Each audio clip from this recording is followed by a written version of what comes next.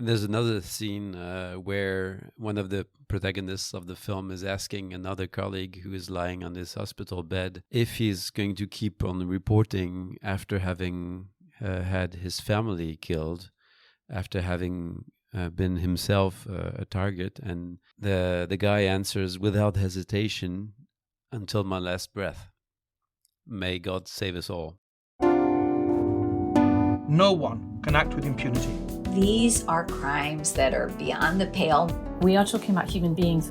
We're not talking about numbers. We need a court. That's as simple as that. This is Asymmetrical Haircuts, your international justice podcast with Janet Anderson and Stephanie van den Berg. All rise. Hi, Steph. Hi, Janet. So, Steph, today's pod is all about Gaza, about how we know what is going on there, about the work of journalists, and about the making of a documentary about them. So let's start, shall we, with what's actually going on right now in Gaza? Yeah, that's incredibly hard to summarize. I haven't been keeping a close eye on it. I Googled here for the latest Reuters blurb, and I'm going to give that because that's the best way I have to summarize it. And Reuters says, since restarting its military offensive in March, after 2 months of relative calm, Israeli forces have killed more than 1,600 Palestinians, Gaza health authorities have said. The campaign has displaced hundreds of thousands of people and imposed a blockade on all supplies entering the enclave. Then Reuters goes into the Israeli hostages and the numbers there, and we have to mention that overall in the entire Gaza conflict from the beginning, we're now past the 50,000 mark for Palestinian victims, according to Gaza health authorities.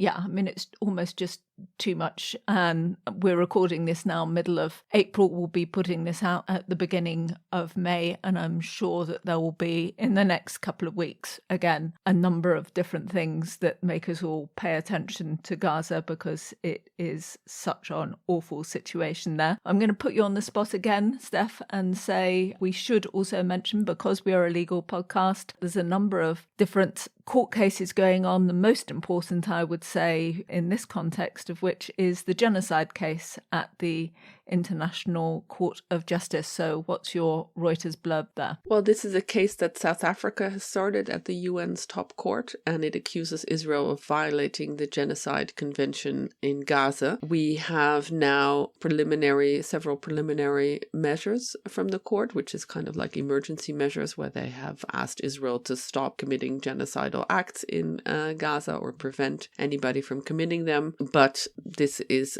with all these genocide cases, it takes years to get to the actual substance of the case. So we haven't gotten any further than the court deciding that there is a not implausible risk that Israel is violating certain rights guaranteed to the Palestinian group under the Genocide Convention, and therefore they should take measures to make sure that they don't aggravate whatever is going on before the case gets heard in full by the court, which, as I said, could take many years. So now let's just add in now the focus of today's podcast, and this is about the information that we actually get out of Gaza. Of course, there's a load of material that comes via social media, and that gets gathered up in the open source investigations, and there's stuff via satellite imagery, and then there's kind of the foot-slogging interviews that people provide and do with big actors around the world. But we today are looking at Gazan journalists. And why are we doing that? Well, because we had the opportunity to do so, but we're very bad normally at hitting these international UN days and things. But just coming up as we put this out is World Press Freedom Day, so we think it's quite important to make a focus here.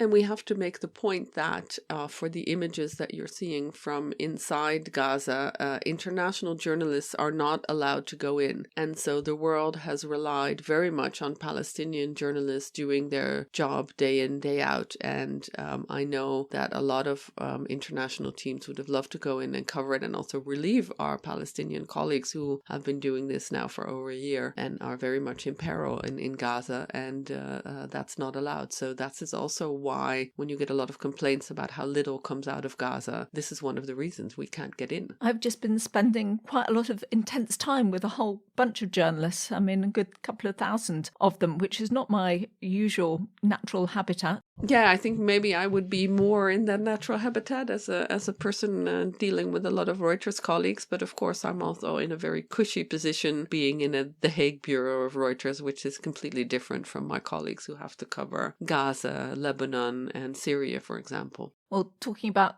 cushy habitats, in April, I was in Perugia in Italy at the International Journalism Festival, one of those really weird throw me up in the air in the blanket sort of occasions because I don't know where I am and what I'm doing, because you're in beautiful venues with wonderful Baroque painted ceilings and lots of winding cobbled streets, and every hour there are 10 different sessions. So why are you telling me all this about your lovely trip, which sounds delightful, and I saw pictures of you eating ice cream? So is this just to make me jealous, or is there a point? No, just getting to it. I mean, there was a thread through many of those amazing sessions. I mean, a big contrast with the settings we were in, a thread about journalism in Gaza, and it gave me a lot of ideas for the kind of coverage that we should be doing in the future of the war. But it also was talking a lot about the journalists the Palestinian journalists who have been dying in Gaza. So just putting on the Stephapedia hat for this, as of April the 15th, 2025, the Committee for the Protection of Journalists preliminary investigation showed that at least 175 journalists and media workers were killed in Gaza,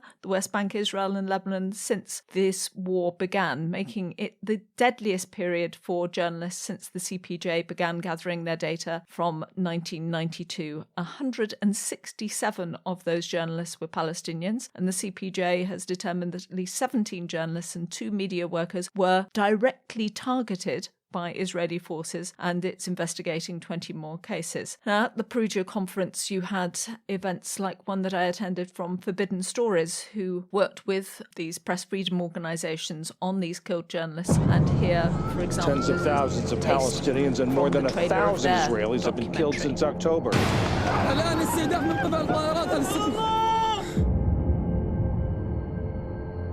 By this blackout, they're trying to stop the world from seeing what's happening in Gaza.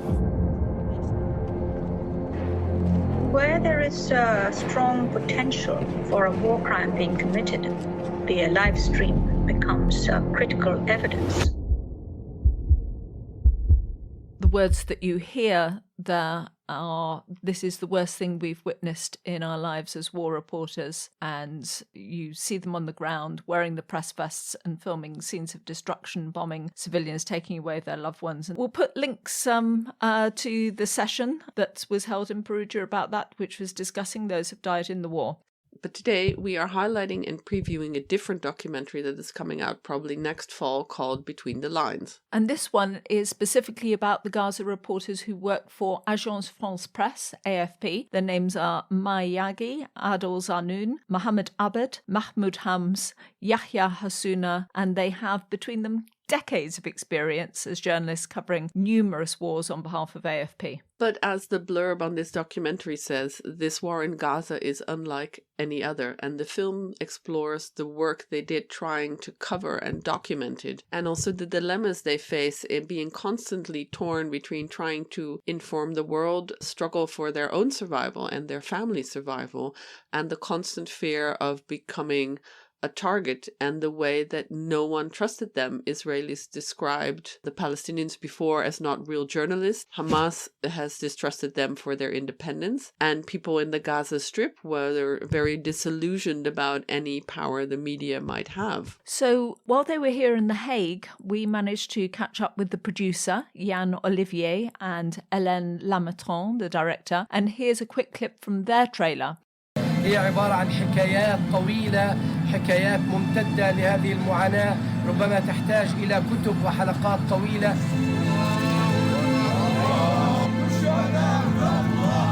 مين حيخبر العالم أو ممكن يحكي للعالم ما الذي يحدث هنا في قطاع غزة؟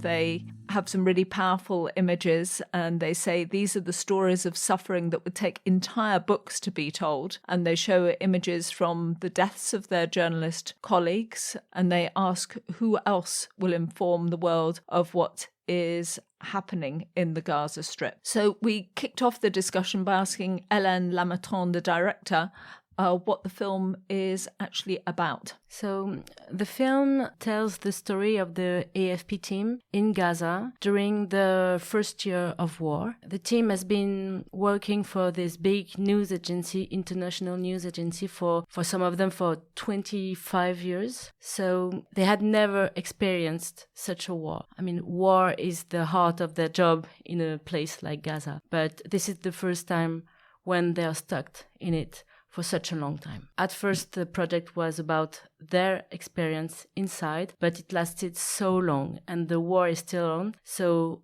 now the second part of the film is about their life outside Gaza and about the way they think about their experience with some month of distance. Yann Olivier, who works for Agence France Presse, produced it, and in Gaza, where AFP has had an office, a permanent office for decades, but in this office, his colleagues were locked in while the rest of the international press was locked out. And then just after October 7, the Gaza office of Agence France Presse was targeted by a strike, and it has been established that it was an Israeli strike. Helene explains how she got the material. So you have to know that AFP is a very big news agency, so they have a way to send and receive images in a very short period of time. Of course, it has been very complicating during this war, but despite the difficulties, the team has always managed to send photos, videos, and text. So at first, my work was to wait and see.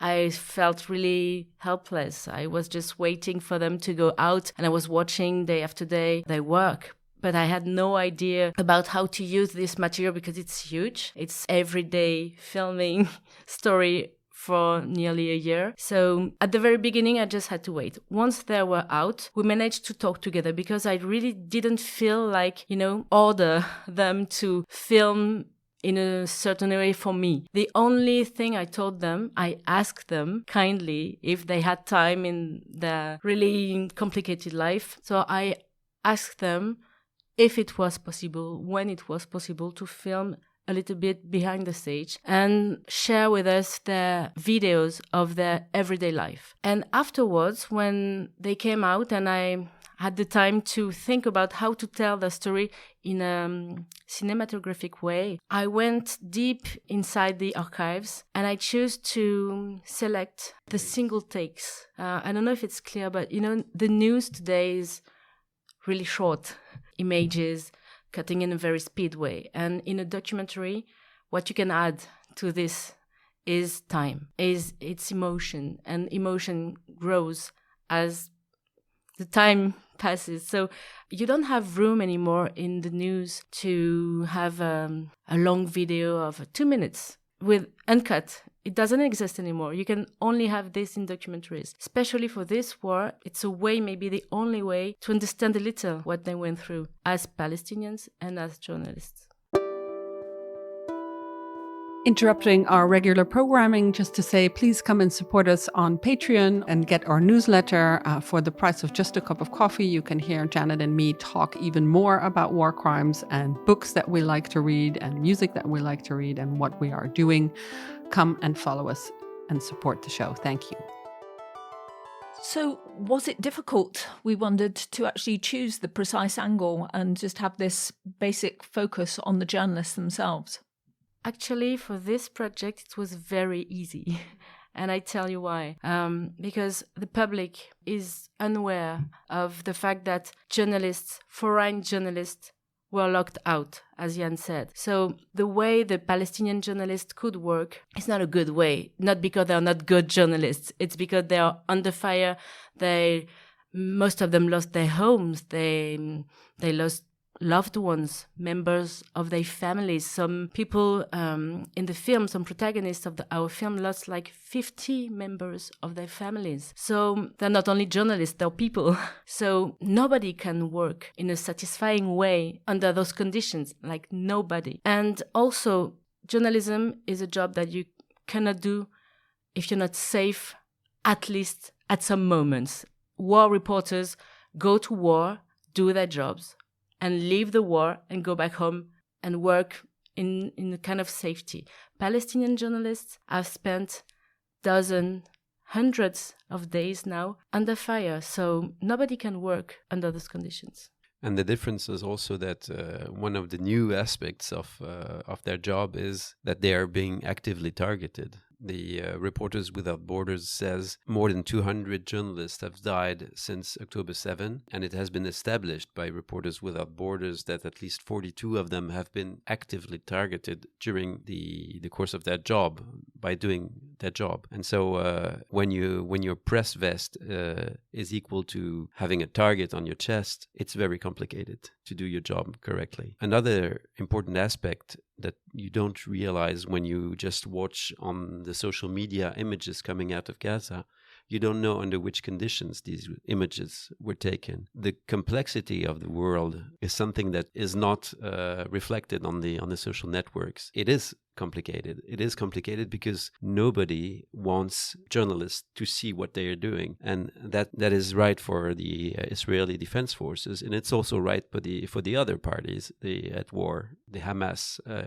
militants don't want journalists to look exactly where they're shooting from, etc. So it's a complicated place to work as a journalist. Not only the journalists were targeted physically, but their work has been also targeted and accused of being pure propaganda. And this is very unfair because, as Yann said, working under Hamas is very complicated for Palestinian journalists. So they are really caught between two fires, maybe three fires actually, because they lost, like most of us in the whole world, they lost the trust of people. And in the film, they tell us that what has been very difficult for them is on the field, when they try to interview people say, why would I answer you?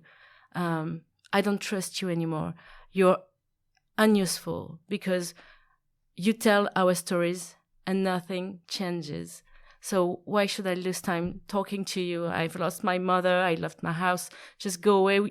You don't have a use for us anymore. And this is a tragedy for all of us, because this lack of trust is also a lack of hope for Palestinian people and for journalists. This is what stays in my mind after that film. It's that journalism can change a war. And we have an example of a war that happened behind closed doors. I really think that things would not have been the same way if the foreign press could have entered this war. It could not have lasted so long. The fact that the only journalists who were witnesses of what was happening in Gaza has thrown suspicion over them. It was easy for propaganda to say there are no journalists in Gaza, they're just Palestinians. And that's the problem. And that's also one of the messages of this film, is they themselves regret the fact that they were not supported by their colleagues in the field. Because when a Palestinian journalist and an international journalist testify about exactly the same events, then it gives it makes it impossible to throw suspicion over their work. That's how the situation is, and that's the problem is that since you didn't have any other journalists than Palestinian journalists, it was easy for the propaganda to throw suspicion over them. Yes, so the team is Palestinian, but they work for AFP, which is a Western media. So they faced also the accusation of being spies inside Gaza. So one side accused them of being terrorists and that they are targeted for that. Some people in the street just assume that if they work for a French media, then they're spies. Otherwise, why would they be here working in Gaza? So this put them in a very difficult situation. And we have a story of Mai Yagi. So she's the only female of the team. As the rest of the team, she had to move from her house in Gaza. So she went to Rafah, which is in the south of Gaza. And she rented a house. Very expensive, because people assume that journalists are rich, first of all. And she went on the field in Han Younes, which was a horrible place in which journalists, people, everybody was living under tents. So it was, according to her, the worst part of the war for her as a journalist. And while she was there, she received a phone call from her son, from her 11-year-old son, saying that we are expulsed from the house because the owner just learned that you were a journalist. And he doesn't want his building to be targeted. So it just told us to take our bags and leave. So I am on the street now and I don't know where to go. And this is an example of the fact that being a journalist, it's not, just an idea that journalists would be specially targeted. It's reality. And Mai tells this story in the film. I mean, of course, they one of the challenges that they faced by doing their work, trying to do their work, was the fact there was no internet and it was very complicated. So they had to find a lot of technical solutions to get electricity just to reload their phones and to send the big files to the AFP headquarters, and so they managed to find a lot of solutions, of technical solutions, to do that and to counter the attempts by the Israeli Defense Forces to scam all the information flows coming out of Gaza. So, for instance, they managed to find solar panels to recharge their phones, and they had put also a camera on the top of the building that was sending a live feed from Gaza City. And that camera was hit by a strike. And so not exactly, actually. The office was hit by a strike, and they had to leave the office. And at some point, the camera stopped sending its feed. Adel Zanoun, who is the boss of the team, explained me that he had to share the team. Just in case one part of the team would die, then the other parts would still be able to work. So this is a very particular way of organizing the work, because it was not only about rest sometime. It was really about who will make the job if we all die together. So we cannot work all together. We have to split just in case. Some of our more keen-eared listeners will know that we've did a podcast before on long-term crimes against journalists, and we'll link to that in the show notes. And there we talked about unsolved murders in places like Syria and Sri Lanka, and put kind of a context behind the stories behind all these journalists being killed in those places. And so from that, we know that this evidence and these images may potentially be the basis of cases about how journalists are being targeted and were being targeted. And here I have to mention also that there is also a Reuters journalist who was killed in Lebanon, and so there are already thoughts about cases linked to the Gaza conflict. So we asked the team whether they think that this evidence will actually end up as a case in some form. Maybe. We cannot exclude it. I mean, this is material that has been shot in the field, and if it can help international justice, we can have it at the disposal of international justice. I know that Reporters Without Borders has filed 4 complaints so far regarding journalists in Gaza, and we'll see how it ends. It's really difficult to collect evidence, actually, because the access to the field is smaller and smaller. But Adel Zanoun, who is the boss of the AFP team in Gaza, had his house targeted, and he knows that his neighbors were warned, and they told you're making a mistake. They told the military, Israeli militaries, that you're making a mistake. He's a journalist. He works for AFP. And on the phone, according to the neighbor, he got this answer that, so may his perfect job help him. So there is no point of targeting an empty house except put the owner of this house under pressure. Luckily, all the members of the AFP team survived. So we are very happy not to have to investigate about special evidence of a crime against them. But they lost so many colleagues in situations where they were wearing the jackets. They were wearing their helmets. They were driving a car on which TV press was written in big characters. So something they told me is that in the end, they did not wear the life jackets anymore because they feared that this would make them even more target. So what might be the long-term effects of this movie? I mean, what are their expectations when this comes out? We hope, nowadays there is a growing mistrust against journalists, and there's this growing feeling that you just need to look at the social networks to be informed. And I hope that this film is going to point out that we still need field journalists, and that we really need journalists committed to fact-based journalism. And I think that's the main message of this film, is really we need to have free access, because when we are well informed, we can make informed decisions. So all of them are still working for AFP. So they now live in other cities of the world. They cannot go back to Gaza. To be honest, most of them are not only journalists, but also parents of children who need to go to school, who need to grow up in a safe place. And this is something that they cannot think about doing in Gaza anymore. It's not possible anymore. So also now that they are safe, they feel guilty because they are safe, while friends, cousins, parents are still under fire in Gaza. So they have to deal with that. So making the film with us is a way for them to leave something about the experience they went through.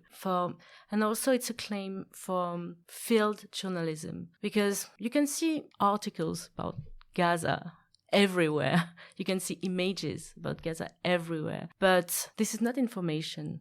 Information can only be made on the ground, in the fields. During this war, the field has been impossible to access. So now they can only tell and share their experience to warn people, because they've seen with their own eyes what this kind of war behind closed doors looks like. Yes, they really feel bad, actually, because they feel helpless. They don't know where to go. They don't know what to do to help their loved ones. So they keep working about Gaza from outside, which is not a good way to work, but it's the only way for them to work now. And this movie is not only about individuals, but also about the actual war. And we see horrendous images of that going on. So we asked the makers how they strike the balance between showing what is actually happening and what actually happened, but also making it in a way palatable for a more general audience to watch this documentary.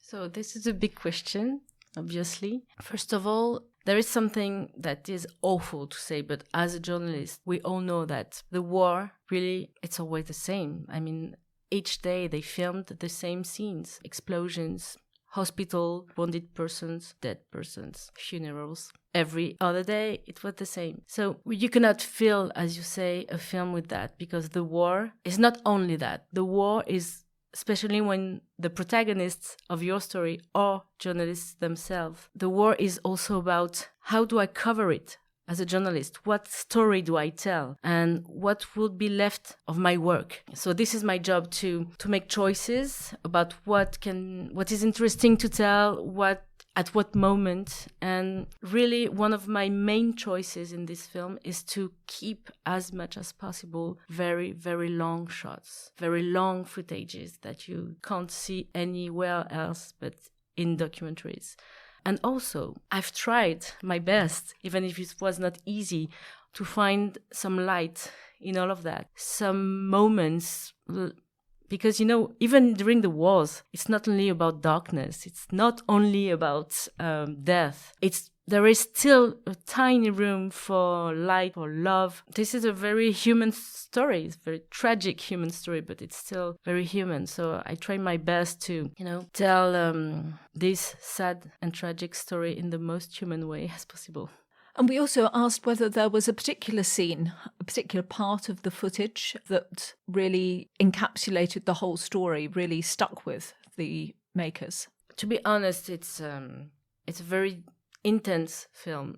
maybe the most intense film I've ever made. So there is last week one sequence which we edited a little with my editor, Nicolas Bier. We were both crying after watching it, but we made it, but it made us cry still. It was a moment when we put together all the sequences of wounded journalists, dead journalists, journalists grieving their families, press life jackets, all of them together. And you can say a million times that many journalists have been killed and lost their families and were wounded. But when you see it in a 2-minute sequences condensed, it's really moving. And this is something that is the core of the documentary. So there are journalists that died because they were journalists and Palestinians. But, when you're a journalist, when you choose to become a journalist, you accept that you can die doing this job, but you don't want to die doing your job. So you accept it's a possibility. But in this war, it just raised the risk that you had to be killed. And it is totally unacceptable. There are lots of very, very strong sequences in this film. One of them is the destruction of the Gaza office by a strike. The Gaza office was like a home for them. To see it destroyed, really blown apart, is really striking. There is another sequence in the film where you see people. It's a very long sequence where you see people just collecting things on a field of grass, and you don't know exactly what it is, but slowly you understand that it's body parts. And this is something that's really there is a contrast between the calm of the people doing this job and the tragedy that they're currently experiencing. I don't know if this sequence will stay in the final edit of the film, because it is really, it's the horrors of the war, and it's it could have been filmed anywhere, in Ukraine, in Africa, in Gaza, but it's this is the ugliness of the war. Yann is right. Most of the scenes you will see in the film could have been filmed in another war. The main difference with other conflicts, recent conflicts, is that the victims, the Gazan victims, barely had a name and a face for the public. And this is one of the reasons is that there was no room for the journalists to do that. They did not have time. They were documenting bombing, explosions. They were trying to verify the figures. They did not have time enough to tell human stories, and there was no room for those stories in the media. So to me, it's important to show the ugliness of the war, especially of this war. So in my editing choices, we don't shy away from the reality our protagonist went through, because it has not been seen enough for that particular war. And there's another scene where one of the protagonists of the film is asking another colleague who is lying on his hospital bed if he's going to keep on reporting after having had his family killed, after having been himself a target. And the guy answers without hesitation, "Until my last breath. May God save us all." And that's a very strong scene too. So we want to say thanks to Helene and Yann for talking to us and sharing their stories and the stories of their colleagues, and how they see and we can see what and understand what is happening in Gaza. And we also want to say thank you very much to the foundation Movies That Matter, because they were the ones who gave us access to these documentary makers, who are still actually, as you hear, still in the process of making their film. And some of the Asymmetrical Haircuts team also spoke to Colombian directors and the crew covering the climate change hearings at the International Court of Justice. And we also plan to bring you some insights from those discussions. Thank you especially to Valentina Petrucci and to Margherita Capacci for actually doing the interviews, because we're a really small team and we really rely on our assistant producers, our researchers, our interns to do an enormous amount of the work with us. Yes, we couldn't do this podcast without you, so thank you so much. You know who you are, and we hope to hear more from the discussions that you had with other filmmakers. This was Asymmetrical Haircuts, your international justice podcast. created and presented by Janet Anderson and Stephanie van den Berg, in partnership with the Hague Humanity Hub. Music is by Autonautics.com. You can find show notes and everything about the podcast on asymmetricalhaircuts.com. This show is available on every major podcast service, so please subscribe, give us a rating, and spread the word.